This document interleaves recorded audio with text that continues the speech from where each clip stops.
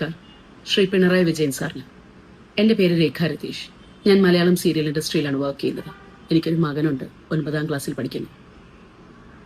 കഴിഞ്ഞ 7-9 മാസങ്ങളായി എനിക്ക് ജോലിയില്ലാതെ ഞാൻ എൻ്റെ ഫ്ലാറ്റിൽ കഴിയുകയാണ് സർ.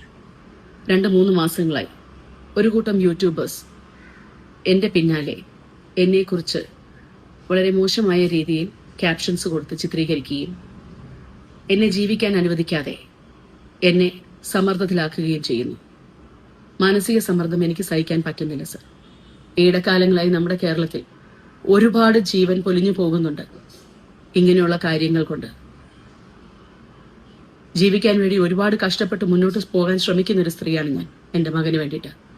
പക്ഷെ ഈ യൂട്യൂബേഴ്സ് കാരണം എനിക്ക് മുന്നോട്ട് ജീവിച്ചു പോകാനുള്ള ശേഷി ഇല്ലാതെ ആകുകയാണ്. മാനസികമായിട്ടുള്ള സമ്മർദ്ദം, എനിക്ക് ജീവിക്കാൻ പറ്റുന്നില്ല സർ.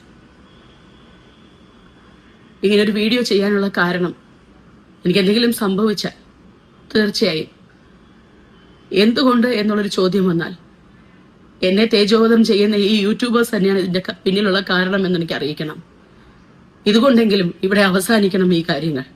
എന്നെ മാത്രമല്ല, എന്റെ ഫീൽഡിലുള്ള ഒരു കൂട്ടം ആൾക്കാരെ ഇതുപോലുള്ള കാര്യങ്ങൾ കൊണ്ട് ചൂഷണം ചെയ്യുന്ന ഒരുപാട് യൂട്യൂബേഴ്സ് ഉണ്ട്. ദയവേത് ഇതിനെതിരെ ശക്തമായ ഒരു തീരുമാനമെടുക്കണം. എനിക്ക് വേണ്ടി മാത്രമല്ല, ഇനിയുള്ള എന്റെ സഹോദരന്മാരും സഹോദരിമാർക്കും ഇങ്ങനെയുള്ള അനുഭവങ്ങൾ ഉണ്ടാകാതെ സർക്കാർ ഒരു തീരുമാനമെടുത്ത് ഇതിൽ നിന്നും ഞങ്ങളെ എല്ലാവരും രക്ഷിക്കണമെന്ന് താഴ്മയോടുകൂടി ഞാൻ അപേക്ഷിക്കുന്നു.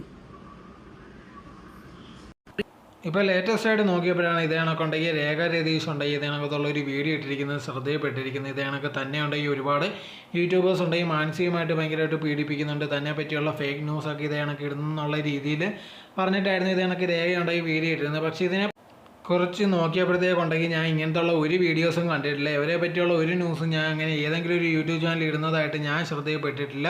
ഇനി ഇവർ കള്ളം പറഞ്ഞതാണോ അല്ലെങ്കിൽ ഇതേ കണക്കത്തുള്ള ഉണ്ടെങ്കിൽ അത് ഭയങ്കരമുള്ള ആൾക്കാർ അതിനെപ്പറ്റി സംസാരിക്കുന്നില്ലയോ എന്ന് എനിക്കറിയത്തില്ല.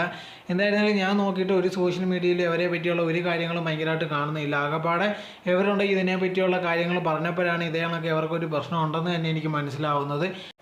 ഇനി നിങ്ങൾ ആരെങ്കിലും ഇതേ കണക്കുള്ള കാര്യങ്ങളെങ്കിലും കേട്ടിട്ടുണ്ടെങ്കിൽ ഇതേ കണക്ക് കമൻറ്റ് ബോക്സ് ഇതിനെപ്പറ്റിയുള്ള കാര്യങ്ങൾ പറഞ്ഞിരിക്കേണ്ടതാണ്. അതല്ലാതെ ഞാൻ ഇതിനെപ്പറ്റി പ്രത്യേകിച്ചൊന്നും കേട്ടില്ല. ഇനി അവർ ചുമ്മാ ഇതേ കണക്ക് എന്തെങ്കിലും പറയുന്നതാണോന്നും അറിയത്തില്ല.